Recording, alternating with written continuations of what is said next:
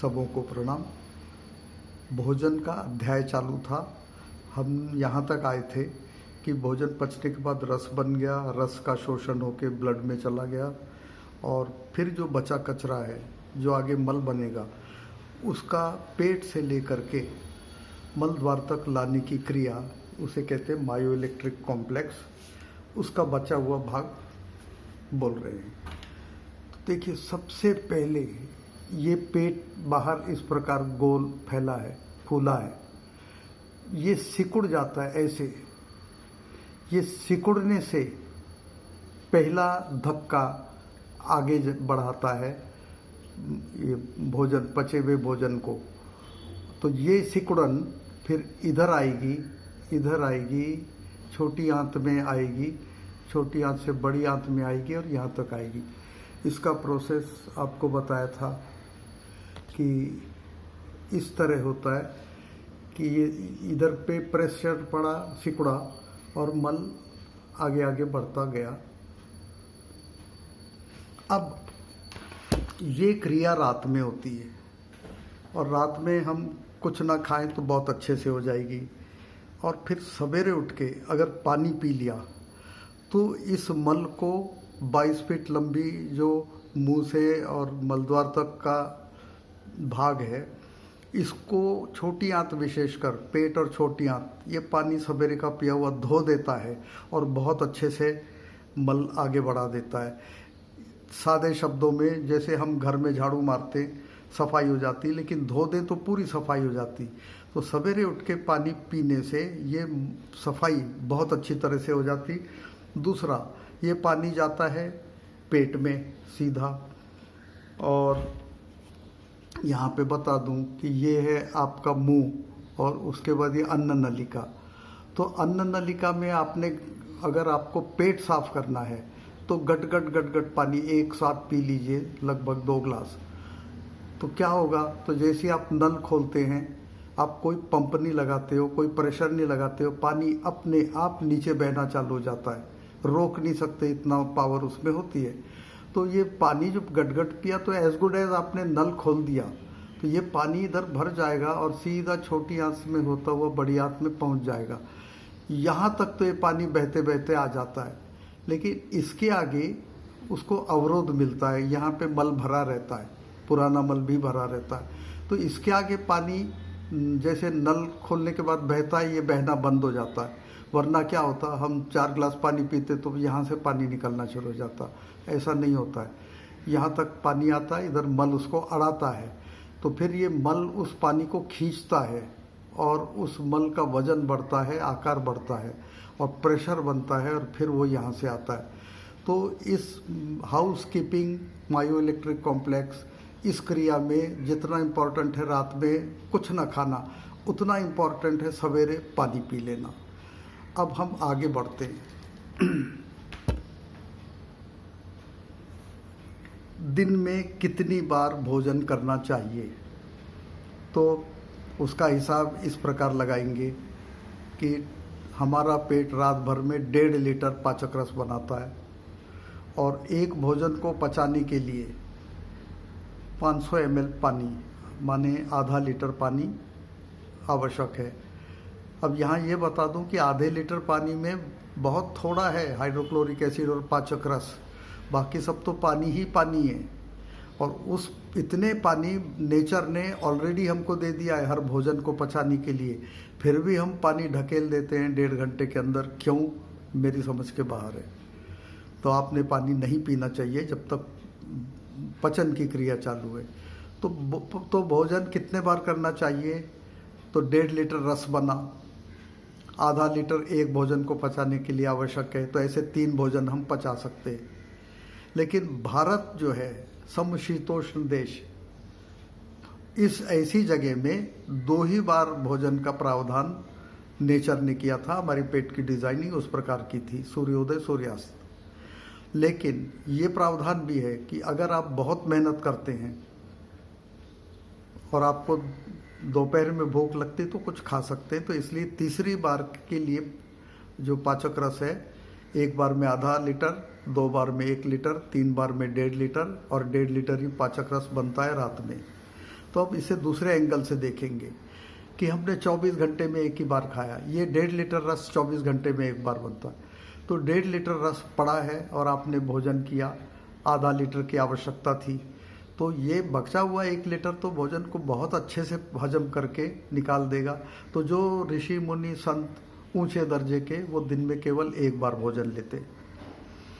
अब हमने अगर 2 बार भोजन लिया तो क्या हमको पाचक रस कम पड़ेगा? बिल्कुल नहीं। 1.5 लीटर पाचक रस है, एक बार को पचने में आधा लीटर लगता है, तो पाचक रस की कमी नहीं होगी, भोजन पच जाएगा। लेकिन पहले वाले दिन में एक बार खाया था तो 2 भोजन के बीच का अंतर 24 घंटे था, और ये 24 घंटे ही लगते हैं मल को, पेट में अन्न डाला और वो मल बन के शरीर से बाहर जाए, ये भी 24 घंटा ही है। तो सोच लीजिए कितनी क्लीन प्रोसेस होता है 24 घंटे में एक बार। लेकिन हम शहरी लोग, आज के जीवन जीने वाले लोगों को ये संभव नहीं है, तो हम नहीं करेंगे। दिन में 2 बार भोजन किया, अंतराल 2 भोजन का अगर सूर्योदय सूर्यास्त घड़ी से चले तो 8 घंटे का मिलता है, काफ़ी है, काफ़ी अच्छा है। अब हमने 3 बार भोजन किया और सूर्योदय से सूर्यास्त में हमें समय कितना है? तो सवेरे 9 बजे और शाम 5 साढ़े 5 बजे, 8 घंटे। इन 8 घंटों के अंदर आपने 3 बार भोजन कर लिया तो अंतर कितना मिलेगा? 2.5 घंटे, 2.5 से थोड़ा ज़्यादा। और ये 2 भोजन के बीच में अंतर कम से कम 8 घंटा चाहिए, तो इसलिए यहाँ से गड़बड़ शुरू होती है। अब 3 बार भोजन करने के बाद पाचक रस खत्म। अब सिचुएशन क्या है कि हमने, जैसे आदत आजकल बन चुकी है कि किसी भी घर में आप जाइए तुरंत पानी आ जाएगा, माने अतिथि देवो भव, तो उसकी जगह अतिथि तुम मरो, क्योंकि हमने तुमको पानी ला के रख दिया है, तुम पियोगे और ये पानी पेट में रहेगा, तब हम तुमको खाने को कुछ देंगे, तुम वो भी खा लोगे, और ये सोचा ही नहीं कि तुम घर से खा के निकले हो, अभी फिर खा रहे हो। तो माने आपकी हमारी बात करूं तो पहले शर्मा जी आए, उस समय कुछ नाश्ता आ गया, फिर मिश्रा जी आए, उन समय नाश्ता हो गया, फिर उपाध्याय आए, तो ये दिन भर चलता रहता है और इसी वजह से हम लोग बीमारियों से सड़ते रहते हैं और हमको पता ही नहीं होता है। हमको लगता है भोजन पानी करने से कौन बीमार होगा, क्या बीमारी हो सकती है। तो दिन में 3 बार भोजन किया, उससे अधिक 4था 5वां बार भोजन, सिचुएशन क्या? पेट में भोजन आ गया, मस्तिष्क बोलता है, पेट बोलता है मस्तिष्क को कि भैया पाचक रस छोड़ो, तो वो बोलता है पाचक रस खत्म है, तुमने तो 3 बार खा के ख़त्म कर दिया। तो बोले यहाँ वहाँ से पड़ा रहता है, थोड़ा उसे निकालो, तो थोड़ा रिजर्व में रहता है पाचक रस, उसको भी निकाल लिया। तो चौथी बार तो किसी तरह खराब पाचन ही सही, निपटा गया मामला। अब 5वीं बार कुछ डाल दिया। मेरा भोजन का मतलब ये नहीं कि दाल चावल रोटी सब्जी, कुछ नहीं, एक टुकड़ा बिस्किट भी पेट के लिए भोजन है। हम क्या अपेक्षा रखते हैं कि हमने एक टुकड़ा बिस्किट खाया और पेट उसको ऐसे ही छोड़ दे, आगे बढ़ा दे? पेट नहीं बढ़ा सकता, उसे उसका पचन करना पड़ेगा, नहीं करेगा तो ये फूड पॉइजनिंग बनता जाएगा। तो पेट में 5वीं बार भोजन डाला, मस्तिष्क बोलता है कहीं पर भी कुछ भी रिजर्व फिजर्व बचा नहीं है।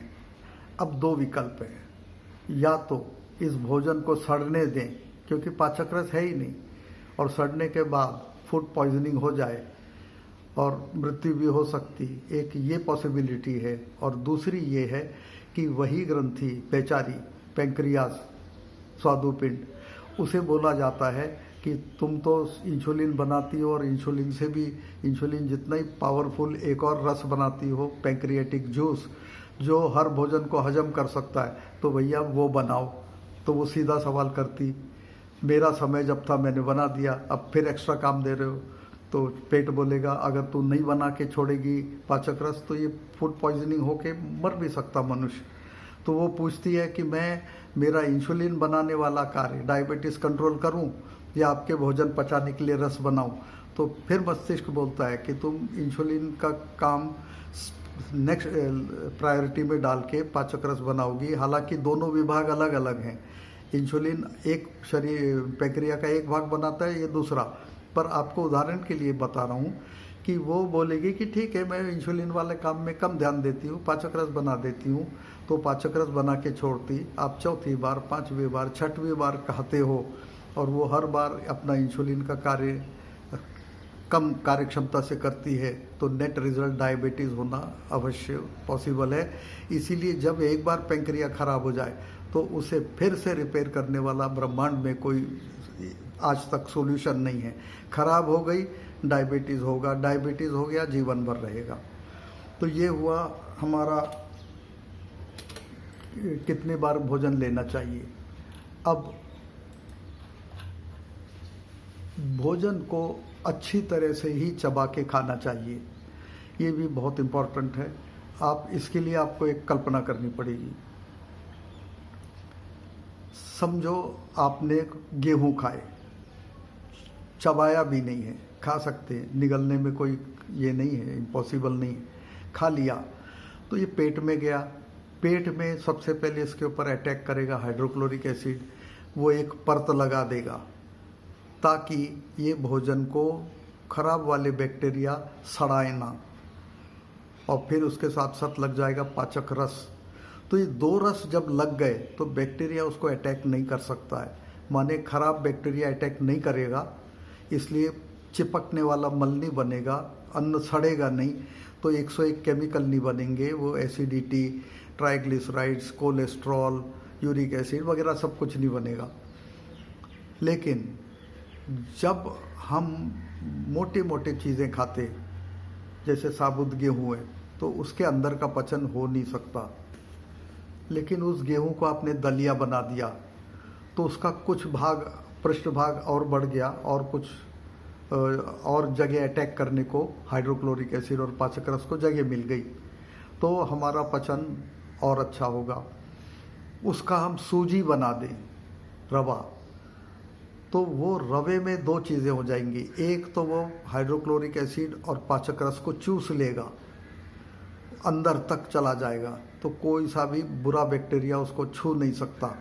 इसलिए ऐसे चीज़ का, ऐसे भोजन के कण का जिसके अंदर तक पाचक रस और हाइड्रोक्लोरिक एसिड पहुंच चुके हैं, उनको बुरा बैक्टीरिया सड़ा नहीं सकता, उसका चिपकने वाला मल बन नहीं सकता।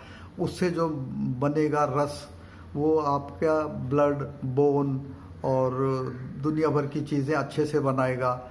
लेकिन अगर ऐसा नहीं होने दिया आपने, तो फिर चिपकने वाला मल बनेगा और साथ में बनेगी सारी बीमारियां। तो इसलिए भोजन को बहुत अच्छे से चबा के खाना चाहिए।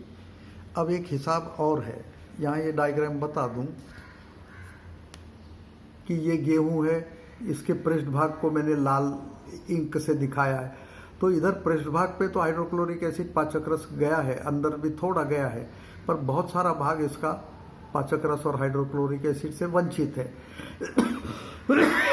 इसे आपने दलिया बना दिया तो उसमें और इसके अंदर, गेहूं के अंदर तो बहुत खाली भाग है, दलिया के अंदर कम खाली भाग है, तो उधर पर पाचक रस और हाइड्रोक्लोरिक एसिड नहीं पहुंचे, तो उधर इसके अपेक्षा यहाँ कम सड़ेगा। लेकिन ये सूजी है, रवा, ये रवा पहले जब आपने पेट में डाला, माने गेहूं भोजन को अच्छे से चबा के डाला, तो अंदर कुछ भी नहीं था। लेकिन पेट में पहुंचने के बाद उधर एसिड भी इसने सोख लिया, चूस लिया, पाचक रस भी चूस लिया, और ये अब अंदर से ऐसे हो चुके कि सड़ेंगे नहीं। भोजन चबा के ही खाना चाहिए। कहाँ पर होता है इसका चबाने का, पीसने की क्रिया? तो दांत पीसती है। दांत भोजन को 80% तक पीस के रख देती है, लेकिन 20% उसके भी बस के बाहर होता है, क्योंकि यहाँ वहाँ से कहीं कहीं से स्लिप होके टुकड़े बड़े रह जाते। तो वो फिर पेट में जब आता है अन्न गले से निगलने के बाद, तो पेट का ऊपरी भाग, जैसे फंडस कहते हैं, वो एक चक्की ही है, फिर वो पीसती है, लेकिन उसकी क्षमता 20% की ही है। अब हिसाब करिए, आपने बहुत अच्छे से चबाया तो 80% चब गया था, उसके आगे नहीं चबेगा। आपने फंडस में, पेट में आया, उसने 20% चबाया, पीसा, तो टोटल आपका अन्न 100% पिस चुका है। इस पे बहुत अच्छा रस बनेगा, कोई बीमारी नहीं। पर हम लोग क्या करते, जल्दी जल्दी खाते, जल्दी जल्दी निगलते, तो पेट, दांत जो 80% तक पीस सकते थे, वो 40% ही पीस पाए, और पेट ज़्यादा से ज़्यादा 20% पीस सकता है। तो 40 और 20 मिलके 60% ही आपका भोजन पचा है, 40% सड़ेगा, चिपकने वाला मल बनाएगा, सारी बीमारियां बनाएगा। इसलिए इस बात को नज़रअंदाज मत करिए कि जल्दी खा लो और वो खा के भागो, ऑफिस पहुंचना है, कॉलेज पहुंचना है, इस पे व्यापार में जाना है, वो मत करिए। अच्छा होगा कि मत खाएं, ना खाएं, जल्दी ऑफिस पहुंच के, कार्यालय पहुंच के, आपके बिजनेस पहुंच के वहाँ पे आराम से बैठकर खाएं। दूसरी बात, ये जो फास्ट फूड है, इसके आने के बाद से 2 चीज़ें बढ़ी। तो पहली बात यहाँ बता दूँ कि अगर आपने अच्छे से नहीं चबाया तो क्या नुकसान होगा। पहला नुकसान, 100% पचेगा नहीं, कुछ प्रतिशत चिपकने वाला मन बनाएगा और पूरी बीमारियाँ। और तीसरी खराब बात, कम चबा के भोजन निगलने में वो मोटापा बनाता है। माने ये जो मल अच्छे से पच जाता है, जो भोजन, उसका तो रस बन जाता है। जो अच्छे से नहीं पचता है, अच्छे से नहीं चबाया गया, अच्छे से नहीं पीसा गया, उसका बनता है ट्राइग्लिसराइड्स, मोटापा, क्योंकि वो सड़ता है। तो इतने नुकसान आपके भोजन चबा के खाने के हैं। यहाँ पे ये भी बता देना मुझे आवश्यक लगता है कि मोटापा का जब प्रश्न आया तो मोटापा कहाँ कहाँ बढ़ते हुए हमने देखा। पहला, सवेरे अगर हम पानी पी लें, वो भी 2 ग्लास, और वो भी जरा सा पानी पेट में डालें, ठीक उसी तरह होता है जैसे ज़मीन में पहली बारिश के बूंदें पड़ती तो ज़मीन पूरा सोख लेती, ऐसे वो पूरा सोखे, मतलब थोड़ा सा डालें, नल नहीं खोलें, तो आपका मोटापा जाएगा। दूसरा, ये चबा कर खाएं। तीसरा, दिन में 2 ही बार खाएं, तो मोटापा बनने की संभावना बहुत कम हो जाएगी। इसके आगे भी जब मोटापा के बारे में बोलेंगे तो पूरा एक साथ बोल देंगे कि क्या क्या करना चाहिए। अब हम आगे बढ़ते हैं कि भोजन न पचाने से होने वाले नुकसान। अब भोजन हमारा पच रहा है अच्छे से, हमने सब नियम का पालन किया, दिन में 2 ही बार खाया और अच्छे से चबाया, लेकिन क्या गारंटी है कि ये भोजन पच के अच्छा रस बनाएगा, आपको आरोग्य देगा, बीमारी नहीं देगा? नहीं। फिर क्या है? फिर ये है कि भोजन करते समय मन में क्या विचार थे। तो पहले बताया कि मन में गुस्सा रखोगे तो हार्ट खराब हो जाएगा, जलन रखोगे तो पेप्टिक अल्सर, कैंसर हो जाएगा, वगैरह वगैरह। तो मन में विकार अगर है, क्रोध, लोभ, मोह, राग, द्वेष, ईर्ष्या, मत्सर, तो भी आपका भोजन ठीक से नहीं पचेगा। इसलिए हमारे आदरणीय संत बोलते थे कि विकार शत्रु है, काम, क्रोध, लोभ, मोह, राग, द्वेष, ईर्ष्या, मत्सर सब शत्रु हैं। इसलिए बोलते थे कि वो भोजन करते समय 24 घंटे, पहली बात तो हमारे दिमाग में घूमता रहता है, किसी ने अपमानित कर दिया, अब हम 24 घंटा विचार कर रहे हैं, बदला कैसे ले लूँ, इसे नीचा कैसे दिखा दूँ, वगैरह वगैरह। तो हर विकार का वो 24 घंटे की क्रिया रहती। तो भोजन करते समय भी वही विचार मन में रहेंगे, तो आपका भोजन प्रभावित होगा और हेल्थ तो मिलेगी नहीं। दूसरी चीज़ जो हमारे भोजन के पचने में प्रभाव डालती है, उसका नाम है तापमान। तो भोजन करते हैं आप और बढ़िया फ्रिज से ठंडा पानी निकालते हैं 1 गिलास, और भोजन करते करते पानी पीते हैं, बड़ी तृप्ति मिलती, लेकिन वो तृप्ति होती खाली टेम्परेचर पॉइंट ऑफ व्यू। वो तृप्ति भोजन को अच्छे से पचने की नहीं होती है, और उससे भी आपका पचन प्रभावित। सीधी बात है, हमारा शरीर 37.38 डिग्री के तापमान पे मेंटेन किया जाता है, और पचन सबसे उत्तम होता है इसी 37-38 डिग्री सेंटीग्रेड में। और आप उस समय फ्रिज का ठंडा पानी डालते हो, कई लोग तो 6-7 डिग्री का टेम्परेचर का पानी पसंद करते, तो सारी पचन की क्रिया स्थगित हो जाती, शांत हो जाती, रुक जाती है, और जब पेट फिर से अपने ओरिजिनल तापमान पे आता है तब अब वापस शुरू हो जाती। तो हमने खाना खाते माने दूसरी वस्तु जो हमारे भोजन के पचने में प्रभाव डालती वो है शरीर का तापमान। तीसरी वस्तु जो प्रभाव डालती है ध्यान इधर उधर। पहला तो मैंने विकार बोला, दूसरा भोजन कर रहे हैं, विकार नहीं है, लेकिन टीवी देख रहे हैं, गाना सुन रहे हैं, इधर उधर देख रहे हैं। तो आपको एक बात बता दूं, पचन तो भोजन को देखते ही साथ शुरू होता है। विज्ञान ने बहुत अच्छे से सिद्ध करके दिखा दिया है और उसे नाम दिया है सिफेलिक फेज, माने मस्तिष्क वाला फेज। भोजन देखा और वो आपके पसंद का है तो आप ललचा गए, और जहाँ ललचाए तो यहाँ से पाचक रस थूक निकलना शुरू हो जाता है, सलाइवा। और इस सलाइवा में कार्बोहाइड्रेट पचाने की बहुत अधिक क्षमता होती है और बहुत बहुत कुछ पाचक रस सलाइवा में होते। तो भोजन का पचना तो यहीं से स्टार्ट होता, और वो भी भोजन को देखते ही साथ। और अगर वो भोजन की स्मेल, जैसे आपको भजिया पसंद, जलेबी पसंद, उसकी सुगंध आपके नाक में पड़ जाए तो पाचक, ये जो मुंह का सलाइवा है, और अधिक छूटने लगेगा, लार आ जाएगी। बोल जाते ना, ललचा गए, लार और अधिक बढ़ जाएगी। और अगर आपने एक टुकड़ा उठा के मुंह में डाल दिया तो फिर आप कंट्रोल नहीं कर सकते, भले पेट भर खा के आए हों, लेकिन इस महक ने आपको पागल बना दिया। तो ये है सिफेलिक फेज, भोजन को देखते साथ पचन का शुरू होना। इसलिए भोजन करते समय हमारा शास्त्र, हमारे संत महात्मा बोल के गए हैं, ध्यान पूर्ण केंद्रित हो भोजन पर। हर भोजन का रस लेते हुए खाएं। जलेबी खा रहे हैं तो उसका आनंद लेते हुए खाएं, तो आपका मस्तिष्क इसी तरफ आकर्षित रहेगा, तो गलत भावनाएं नहीं आएंगी, तो भोजन अच्छे से पचेगा। तीसरा है मिश्रित आहार।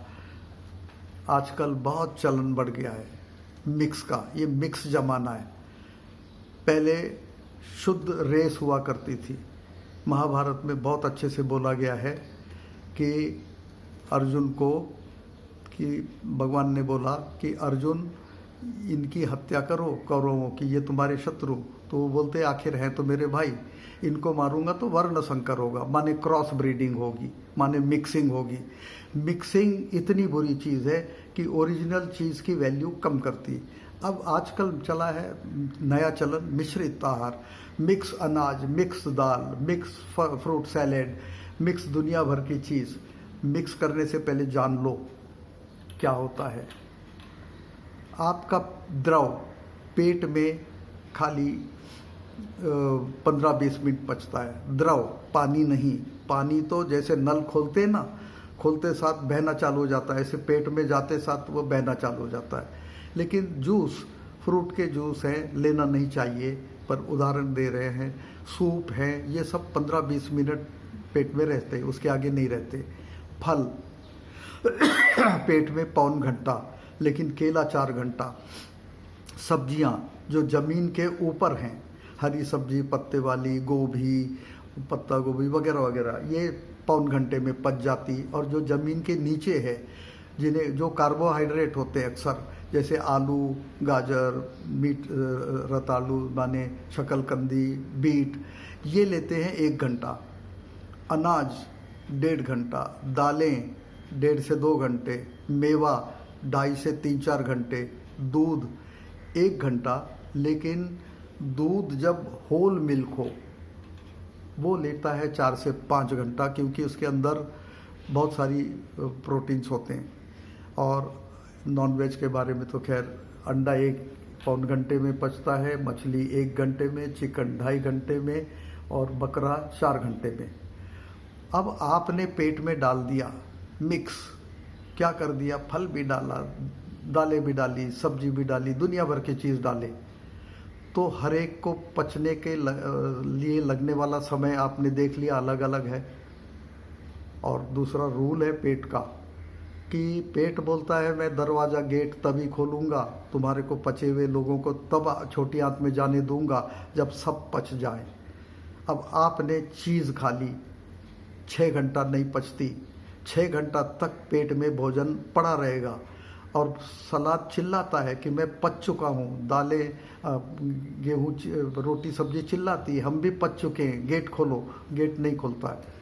इस दरमियान क्या होता है कि 4-5 घंटा समझो पेट बंद है, और 1 घंटे में जो वस्तु पच चुकी थी उसको बैक्टीरिया छोड़ते नहीं, क्योंकि हम जो बैक्टीरिया हवा में हैं, जैसे आप देखते हो कि दूध में जामुन डाल दो तो अपने आप बैक्टीरिया आ जाते हैं हवा से, और उसका दही बना देते। अपने आप सड़ाने वाले बैक्टीरिया भरे पड़े एटमॉस्फेयर में, वही हवा हमारे पेट में जाती, वो छोड़ती नहीं है। किनको नहीं छोड़ती? इन पचने वाले जो पच चुके हैं उनको नहीं छोड़ती, क्योंकि वो उनका प्रिय भोजन बन जाता है, पचा हुआ है, आसानी से बैक्टीरिया खा लेते हैं। और इसी कारण कभी भी मिक्स नहीं खाना चाहिए। हमारे पूर्वज कितने महान थे, वो उन्होंने पारंपरिक भोजन निश्चित करके रख दिया था। वही भारत के परिवेश में दाल चावल रोटी सब्जी थोड़ी चटनी, क्योंकि उन चटनियों में बहुत कुछ गुणकारी पदार्थ है, जैसे अदरक। अदरक में कैंसर को मारने की शक्ति 1000 गुना है कंपेयर टू अच्छे दवाइयों से, केमो ड्रग से। तो इस तरह वो चटनी। और फिर षड्रस। षड्रस में देखिए, जो मैं महाराष्ट्र से हूँ, मेरा जन्म भले बेलगाम में हुआ पर लालन पालन महाराष्ट्र में। वहाँ पे मुझे सबसे आश्चर्यकारक भोजन मिला है महाराष्ट्र के कोकणस ब्राह्मण के इधर। वहाँ पे मैंने ये देखा कि वहाँ षड्रस दिया जाता है, खट्टा भी होता है, तीखा भी होता है, नमकीन भी होता है, मीठा भी होता है, लेकिन सब थोड़ी थोड़ी क्वांटिटी में। और वहाँ भोजन का एक सीक्वेंस दिया जाता है कि पहले आपको चावल, उसके ऊपर थोड़ा घी और उसके ऊपर थोड़ी सी दाल खानी पड़ेगी। ये जब आप खाते हैं तो ये कमाल का साइंटिफिक भोजन बन जाता है। घी जाके जठर अग्नि को थोड़ी शांत कर देता है। बहुत तीव्र जठर अग्नि है तो आप जल्दी जल्दी खाएंगे, बिना चबाए खाएंगे, हजम नहीं होगा। जठर अग्नि शांत कर देते, इसका मतलब ये नहीं कि भूख मिट गई, नहीं, भूख है उतनी ही है, लेकिन तीव्रता कम कर दी। तो ये पहला भोजन होता है और उसके बाद उनका सीक्वेंस है। कहने का अर्थ उस भोजन में पूर्णता होती। षड्रस है, आसानी से पचने वाले दाल चावल रोटी सब्जी हैं।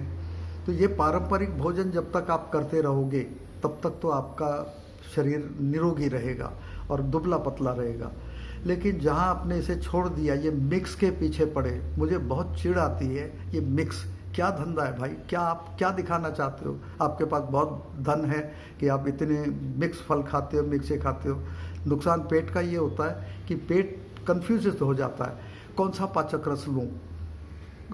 पाचक रस तो लगभग एक ही होता है, कौन से टेम्परेचर उठाऊं, कौन सा पीएच माने एसिडिटी का लेवल सेलेक्ट करूं, क्या करूं, हर एक का अलग अलग है।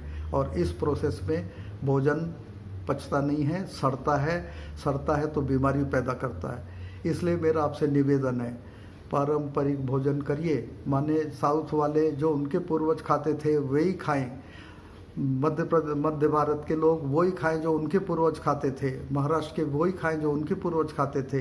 ये जो आज बन चुका है ना कॉस्मोपॉलिटन फूड, इसे बंद कर दें, तब हम निरोगी रहेंगे, दुबले पतले रहेंगे, आयु के आखिरी दिन तक स्वावलंबी रहेंगे। ये नहीं कि घुटने खराब, डायबिटीज़ हो गया है, हाई ब्लड प्रेशर है, हार्ट प्रॉब्लम है, लीवर किडनी प्रॉब्लम है, ये सब बिजनेस निकल जाएगा। विश्वास करिए, अंग्रेज़ों के आने के पहले भारत में बीमारों की संख्या 4-5% के ऊपर थी नहीं, क्योंकि उस समय तक ये सब नहीं आए थे। Cosmopolitan food, refined food, fast food, ये सब नहीं थे और हेल्थ अच्छी थी। तो हमको स्वेच्छा से जाए तो अच्छा, नहीं तो झक मार के आने वाली पीढ़ियों को उसी तरफ जाना पड़ेगा जो अवस्था अंग्रेज़ों के आने के पहले थी। अब समय हो रहा है, बहुत कुछ बोलना बाकी है। आप लोगों से रिक्वेस्ट है, ये 3 या 4 एपिसोड्स बनेंगे, सारे के सारे सुनिए। ये नहीं कि जो आपके इंटरेस्ट है उतना सुन लिया, बाकी भाड़ में डाला, ऐसा नहीं। मैंने ये पैकेज जो बनाया, ये पूर्णता के दृष्टिकोण से बनाया कि ये पूर्ण भोजन के बारे में जान लेने के बाद आपकी भोजन संबंधित बीमारियां कम हो जाएंगी। बोला गया है आयुर्वेद में कि सारी बीमारी पेट से शुरू होती, और उसी को ध्यान रखते हुए ये बनाया गया था। धन्यवाद, प्रणाम।